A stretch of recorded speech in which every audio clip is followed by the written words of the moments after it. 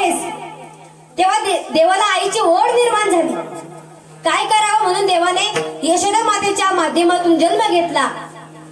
कौशल्य मातेच्या माध्यमातून देव तिच्या मांडीवर रांगला.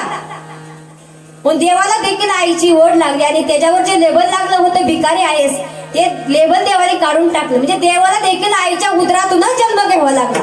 अशी ही आई आपल्यातून जेव्हा निघून जाते तेव्हा फार दुःख होतं.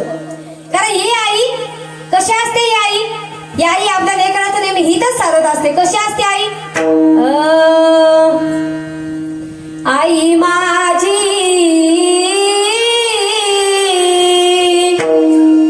मायेचा सागर हो, दिला तिने जीवनाकार.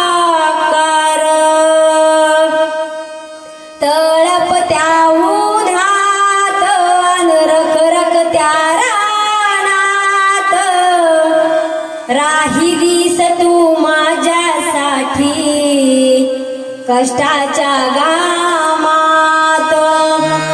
कधी मिळेल मुठभर घास, कधी घडेल तिला उपवास, ओल्या मातीतून चालताना